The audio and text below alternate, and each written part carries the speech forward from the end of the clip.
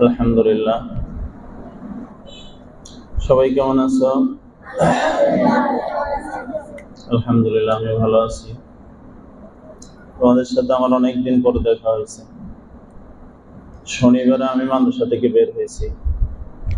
শনি ৮, রবি, সোম, মঙ্গল, বুধ, বৃহস্পতি, প্রায় 13 দিন পরে তোমাদের সাথে আমার দেখা হয়েছে।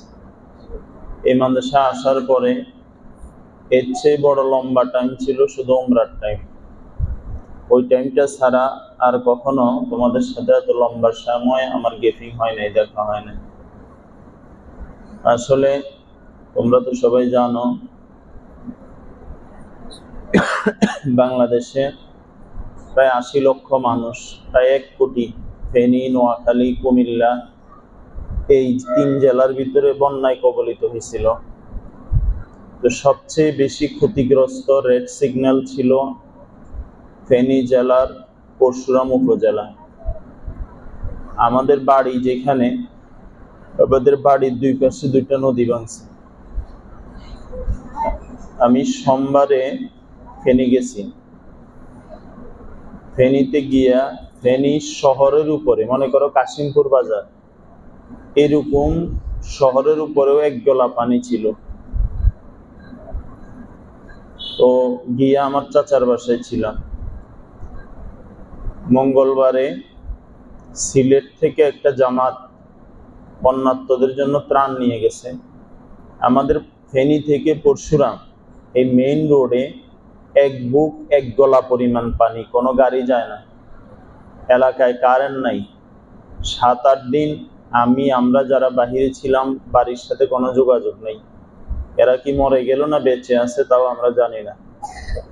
পরে পদুয়া থেকে 100 প্যাকেট ত্রাণ মানে বুঝো, উপহার, চিনি, বিস্কিট, মুড়ি, চিরা, চাল, তেল, পেঁয়াজ, আলু, ডাল, এগুলো নিয়ে 100 প্যাকেজ, মানে 100টা পরিবারের জন্য একটা গাড়ি ধরায়া আমি আর আমার চাচা গেলাম।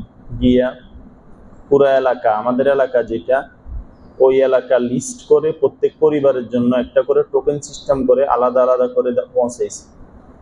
মঙ্গলবার পর্যন্ত, অর্থাৎ গত মঙ্গলবার, আগের মঙ্গলবার পর্যন্ত আমাদের এলাকা ওইভাবে কোনো খাবারও যায়নি। বাজারেও পানি, দোকান সব বন্ধ, মানুষজনের অনেক কষ্ট হয়েছে। তো আমি যখন যেদিন গেছি ওই দিনও অনেক পানি ছিল। একটা পিকআপ আমরা অনেক কষ্ট করে ঠিক করছি, সে রাজি হয় না। পিকআপের চাক্কা সব ডুবে যায় রাস্তার ভিতরে, কোথাও শুকনা আছে, ম্যাক্সিমাম পানি। এরপরে বাড়িতে গেছি। আমাদের মূল রাস্তা যেটা ছিল ওইটা ভাঙ্গা মধ্যখানে বিশাল এক নদী হয়ে গেছে। শুধু মেইন রাস্তা, নদীর পানি যাওয়ার সময় দেখি যে 2 পাশে সব জমিগুলা বালির মরুভূমির মতো হয়ে গেছে। এরপরে এলাকায় যখন ঢুকতেছি তখন দেখি যে রাস্তাঘাট একদম ভেঙে গেছে। আর বাঁশ, গাছ, বাগান সব যেন ঘূর্ণিঝড় হইলে যেরকম সব একসাথ দলা করে ফেলে, এরকম করে ফেলছে। এরপরে আমাদের এলাকায় অনেক পুকুর, সব পুকুরগুলা ভরাট হয়ে গেছে, কোথাও কাদা, কোথাও বালি, সব মাছ চলে গেছে। আমাদের বাড়িতে ঢুকার সময় ওখানেও পানি। এরপর রাস্তাঘাট সব নষ্ট হয়ে গেছে, আমাদের ঘরে পানি। তো আমাদের ঘর, আব্বা আম্মার ঘর যেটা ছিল, ও আব্বা আম্মার সাথে আমি থাকি আর কি, আমার আলাদা ঘর নাই। আমাদের ঘরটা নষ্ট হয়ে গেছে, কাদা ঘর, মাটির ঘর ছিল, একদম ব্যবহারের অনুপযোগী হয়ে গেছে। এখন নতুন করে ঘর বানাতে হবে। নদীর ভাঙ্গন এই পরিমাণ ভাঙছে, মনে করো এইখান থেকে মালটির গেটের রাস্তা যেটা, এইখানে আমাদের বাড়িতে থেকে মোহরী নদী ভাঙছে। ওই নদী ভাঙ্গা মনে করো এইদিকে ভাঙছে, এই পুরো এলাকা আরেকটা নদী হয়ে গেছে। এখানে বাগান ছিল, বাড়ি ছিল, বাঁশ ছিল সব। আমাদের এলাকায় শুধু পশ্চিম অলকা গ্রামে প্রায় 8টা ঘর ভেঙে গেছে। এখনো নদীর পাশে, ওই পাশে, নদী ভাঙ্গার পরে 2 পাশ হয়ে গেছে না, এক পাশ ওই পাশে একটা ঘর এখনো মাটির নিচে। কারো চাউল, চুলা, হান্ডি, পাতিল সব নিয়ে গেছে। তো সব বালিশ, কম্বল, খেতা সব নষ্ট হয়ে গেছে। আমি কাদার জন্য ঘর থেকে জিনিসও বাহির করতে পারিনি। পরে বাহির করছি 2টা খাট, 2টা আলমারি, 2টা শোকেস, কম্বল, তো শোকলেপ, বালিশ, কিতাব, অনেক কিছু নষ্ট হয়ে গেছে। এরকম এই বন্যায় প্রায় মানুষের ক্ষতি হয়েছে, অনেক ক্ষতি হয়েছে, হাজার হাজার কোটি টাকার ক্ষতি হয়েছে। মানুষের রোয়া লাগাইছে, জ্বালা লাগাইছে 2বার, তাও নষ্ট হয়ে গেছে।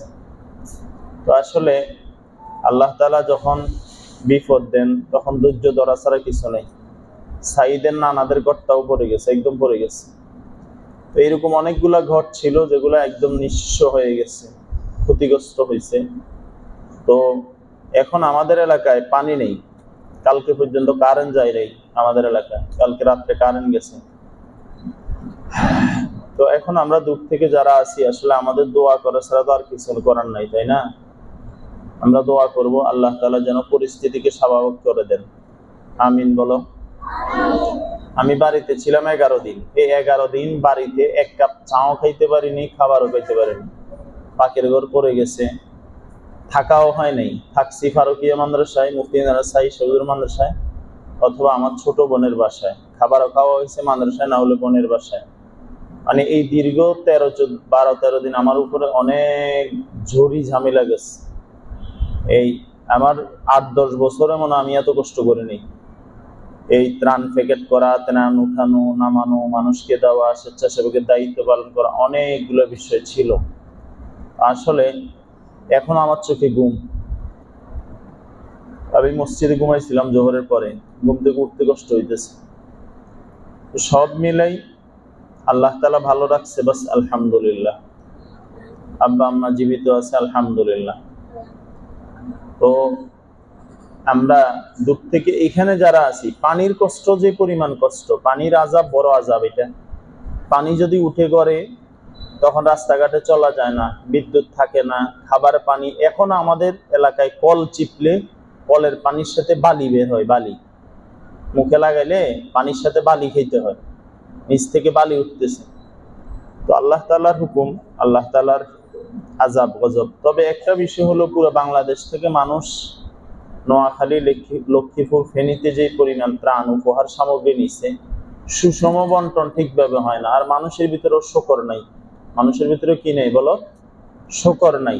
যার দরকার তারও লাগে, যার দরকার নাই তারও লাগে। আর এমনও হয় যে 10টা পাইছে একজনে, 10 জনে একটা পায় নাই। আসলে আমি দিল থেকে দোয়া করছি এবার, সেটা হলো আল্লাহ তাআলা এই পানির আযাব কাউকে না দেখ। আমিন বলো। এটা বড় ভয়াবহ কষ্ট, মারাত্মক কষ্ট। এটার ভুক্তভোগী আমরা সবাই যারা ওই এলাকায় বসবাস করি। অনেক কষ্ট। অনেকগুলা মাদ্রাসা ক্ষতিগ্রস্ত হয়েছে, কিতাব নষ্ট হয়ে গেছে, বাচ্চাদের বিছানা, বোর্ডিং, এরপরে ত্রাণ, খাতা, কলম, কাপড় চোপড়, খেতা, বালিশ সব নষ্ট হয়ে গেছে। মানে নিচতলা ডুবে গেছে। মসজিদে আমাদের এলাকায় গত জুমার আগের জুমা নামাজ হয় নাই, মসজিদে 1 কোমর পরিমাণ পানি। বুঝো নাই? অনেকগুলা মাটির ঘর মসজিদ ছিল যেগুলো নষ্ট হয়ে গেছে।